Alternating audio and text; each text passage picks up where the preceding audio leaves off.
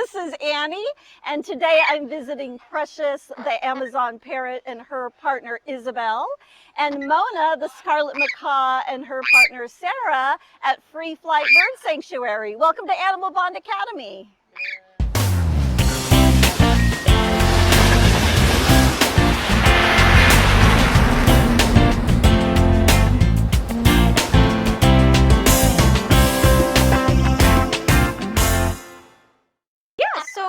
We consider ourselves a hybrid of a sanctuary and a shelter. So the parrots that come here are all relinquished by owners when they can no longer care for them, which happens for many different reasons.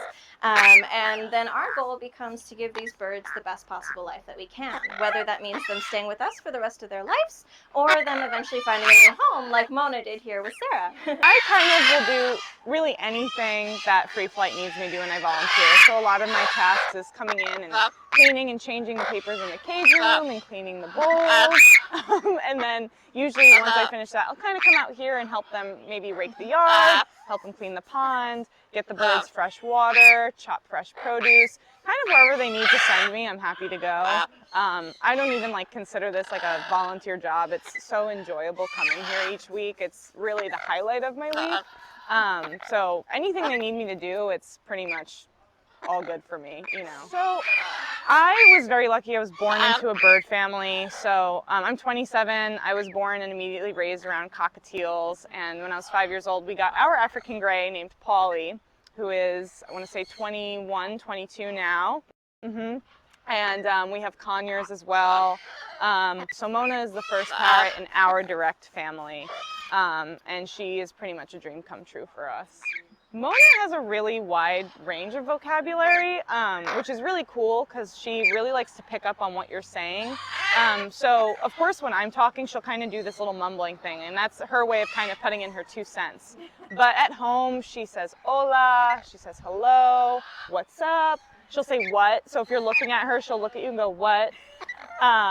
She'll say happy bird, good girl. Every time we leave, if we have to go to work, she always says goodbye, so her manners are really on point.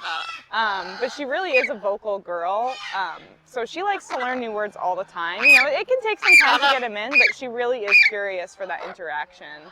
I mean, macaws can live into their 70s, even potentially their 80s, you know, if their health is totally on point. And Mona's 13, so thankfully me and my fiance are at an age where the goal is to kind of grow old together. But we, even now, you know, we have our own estate planning that we want to have for her so that if, you know, forbid anything bad does happen, is that we have a backup plan for Mona, which hopefully it would never come to that. But it is important to think about the long-term planning for her well-being, because her health and happiness is what will always come first and what will always be priority.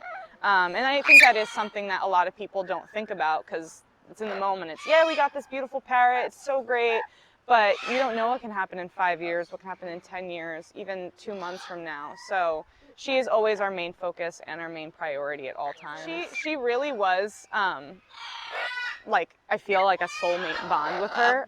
When I first started volunteering here in 2017, I really only had experience with the largest bird being my African gray. So when I came here, I was like, wow, there's so many bigger birds, from Amazons to macaws. And I really wanted to, you know, grow that comfort zone of eventually branching out to macaws, but I didn't really know how to because the piece is, you know, it's intimidating. And one day I was just finishing up a volunteer day and Mona just kind of said, hola, and I looked at her and her foot was out. And I was like, okay, let's take a leap of faith.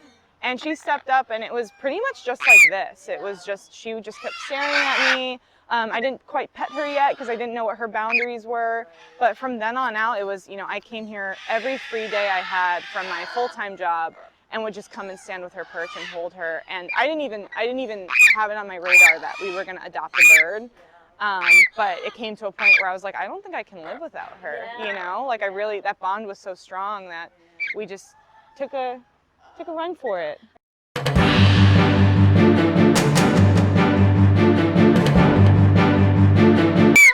That's Miss Kitty, isn't that? Yeah. Miss Kitty, it's good to be a bird. She's a happy girl. It's good to be a bird.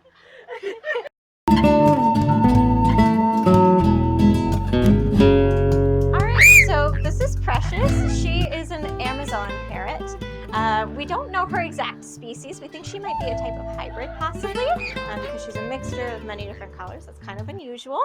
We estimate she's about 50 years old, but even that is kind of questionable. She was found on the side of the road as a baby many years ago. She lived with her family for a little over 30 years before coming here as her owners aged and moved on. And as you can see, she's very, very sweet. She has lots to say to us this morning. Hi, can you say hi? Good girl. She's very, very sweet. Hello. For Amazons, you're looking closer to 40s, maybe early 50s. Now, one thing that does happen a lot of the time in, companion parrot situations is Amazons have a real knack for gaining weight. Yeah, they have a lot of nutritional challenges in captivity, so many of them will pass away sooner than that due to obesity-related challenges. And you can actually see even on Precious, she's had a bit of a run-in with that herself. She's actually got fatty deposits in her eyes. They look like little stars.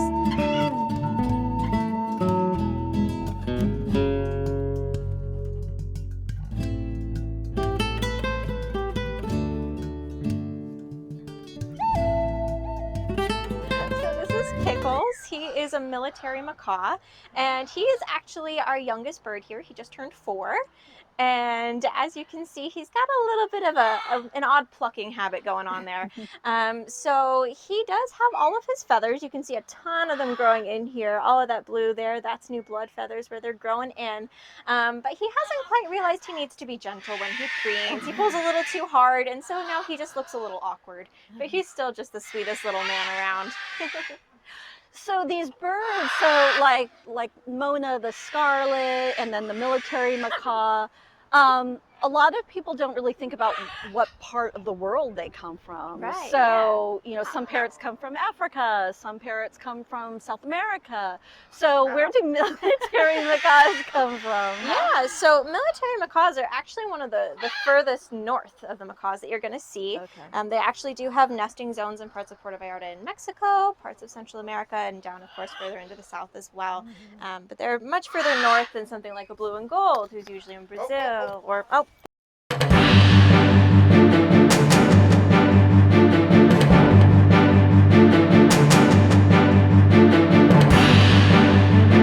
It's probably because Pickles is the microphone is probably. doing something.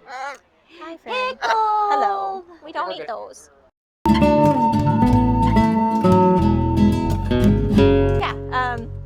So yeah, he's further north compared to something like the blue and golds who are in Brazil. The scarlets are parts of Costa Rica and further south, of course. And same thing with the greenlings. They're going to be further south into South America. Okay.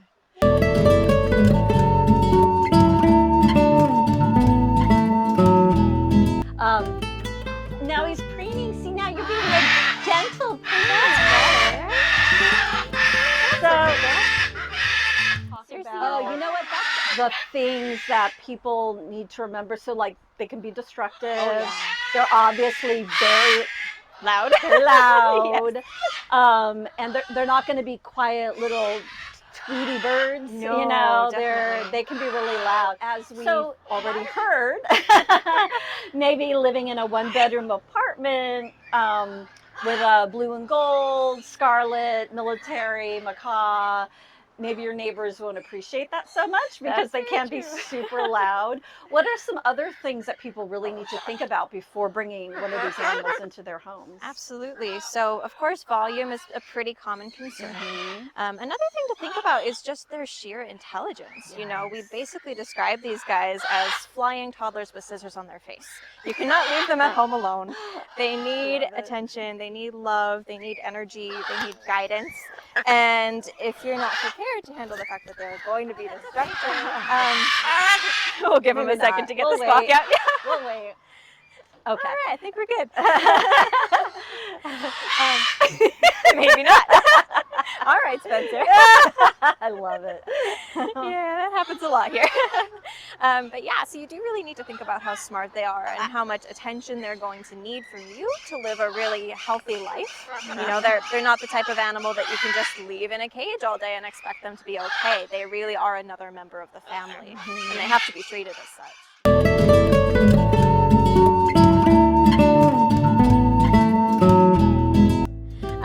So preening is basically the process of the birds helping their new feathers to grow in. So if you look at all these white things, that's a new feather growing in. And this is happening on most parrot species all year long to different degrees.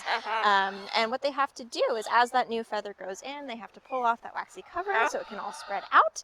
And then, of course, if you are a true parrot like a macaw, you also have an oil gland, and you're going to be rubbing oil over those feathers to help keep them, insulated, a little bit better waterproofed. And that helps to keep their feathers healthy and keeps them clean out in their natural environment.